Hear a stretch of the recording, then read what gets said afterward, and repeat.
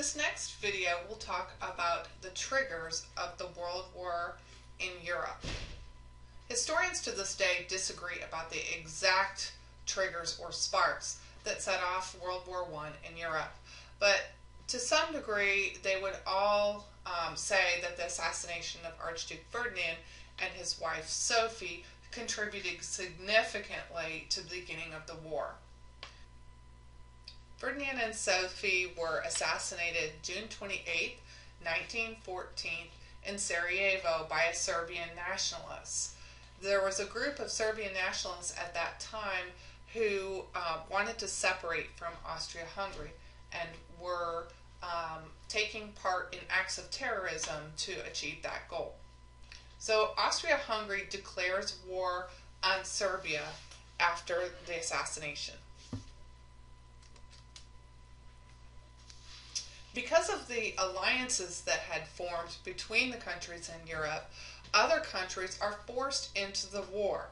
So, for example, Russia declares war on Austria-Hungary because they've declared war on Serbia.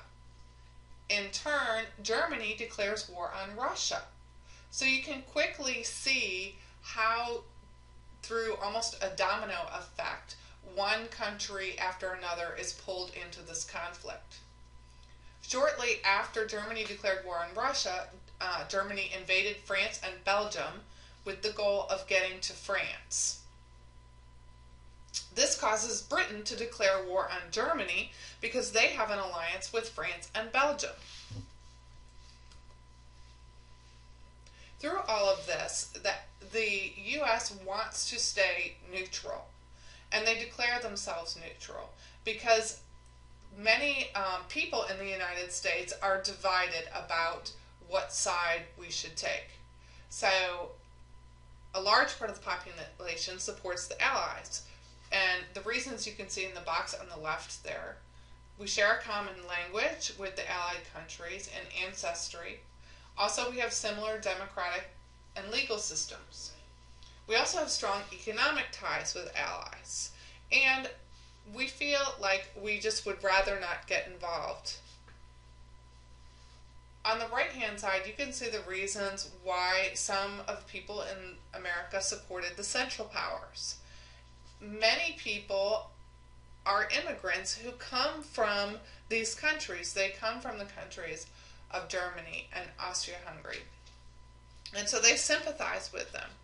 Also, we are economically tied to Germany. But as Germany becomes more and more aggressive, we find ourselves supporting the Allies more and more. And gradually we begin to start shipping war supplies to the Allied forces.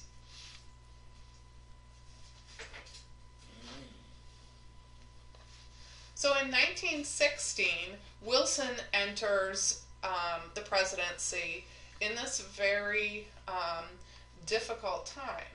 Wilson is up for his second term in office, and he runs under the slogan, "He kept us out of war." So, in other words, he was promoting the fact that he had been able to remain neutral while the conflict began in Europe. Wilson favors an isolationist policy, remaining out of the war, and he calls for peace without victory. In other words, he feels if some country is victorious in all of this, there will be bitterness and resentment towards that country, and that there will never be peace. He feels like there needs to be some neutral settlement in all of this.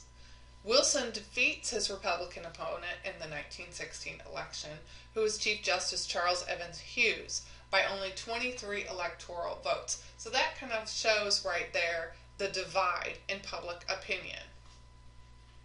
In his second term, 5 significant events will lead to him asking Congress for a declaration of war. So not long after he's reelected, there are 5 events that cause him to change his mind about becoming involved in World War I.